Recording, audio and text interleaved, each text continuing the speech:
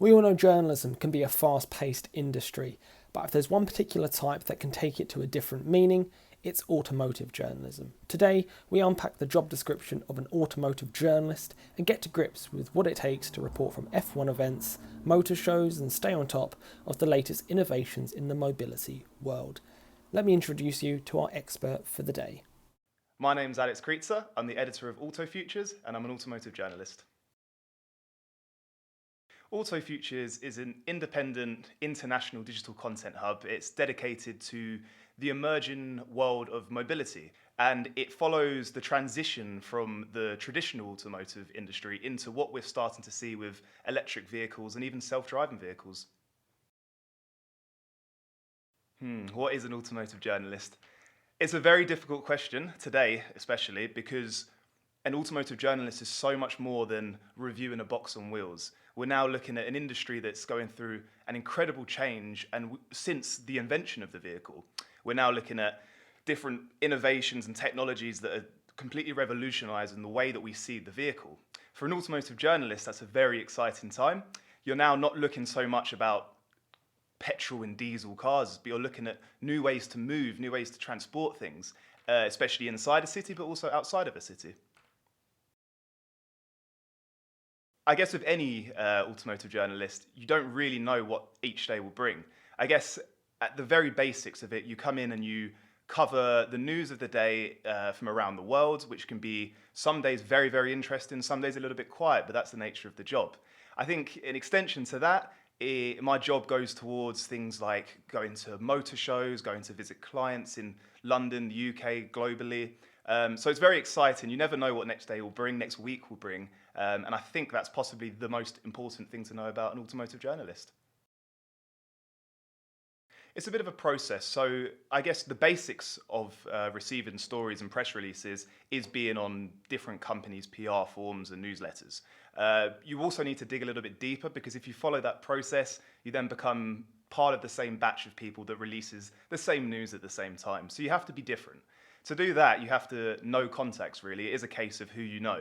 And the way you do that is networking. You go to these events, you talk to people. And in the industry that I work in, it has been since the beginning, the automotive industry, a great industry that everybody wants to talk about what they're doing.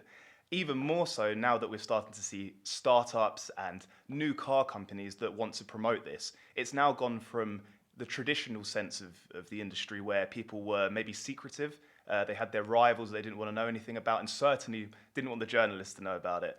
Nowadays, everybody wants to talk about their cars, their innovations, their technology, and that makes my life a lot easier. And over the last, 5 years, I've really seen a difference in how, the connection between the companies and the journalists. You have to really break down that stereotypical business stiff upper lip barrier. So once that's gone and you have a conversation about anything, maybe the passion that you have in the industry, I don't think that this works, or I'm really fond of this method or this innovation, and you start to question people and say, well, maybe I don't agree with that, what do you think, etc. And you create a dialogue with them that they think, okay, this journalist isn't here just to prod me and get what they want and leave. They want to be a friend, you want to have that relationship. And for me, the best content I've ever made is because I've spoke to somebody like a friend, one-to-one, and met them at other events, met them in other situations, brought them onto a podcast, had a video with them, met them for a coffee. In the long run, that's how you generate the best content possible. You have to be a little bit laid back in terms of how you come across. I don't think as a business sense, you have to be sort of stuck up as such. You have to be free, you have to be charismatic to make yourself step away from the box, or step out of the box and be your own persona, really. It's not so much about what you can cover, it's how you can cover it. Can you produce video content? Can you produce podcasts? And we were sitting in the studio today.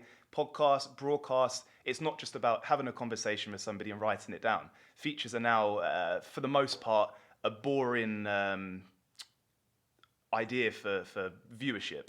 So our audience now want to look at small articles, videos in particular, podcasts, and other forms of media. The best part of my job would have to be, without a doubt, traveling.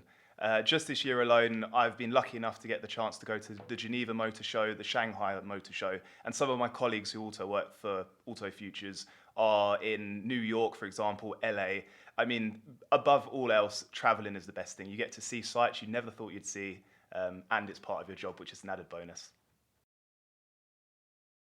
A massive issue that we have is asking somebody, an executive, a question, and they start to read from a script. That seems to be the biggest problem because eventually we're all going to have the same content. So you have to know how to approach different people with different methods, not be so pushy, and try to get them out of their shell and get them to really portray their passion to you. The interviewees sometimes don't want to answer the same question over and over again. In fact, Ricardo for Renault's F1 team said, "I don't mind talking to you guys, but the one thing I hate is answering the same question over and over again." So for me, I will go into something like that and think, what am I going to ask them to turn their heads to make them think, okay, or that's great, I'd love to talk about that because no one's ever asked me about that. Again, that's where you get the best content from. We now run Auto Futures Live, which is a live broadcasted event. We've done one already, a great success, and we're looking forward to the next one. So we are constantly looking about moving forward and providing a new area or a new mode of media. I think that's the best way of doing it because Auto Futures really is a multi-mobility and multimodal hub.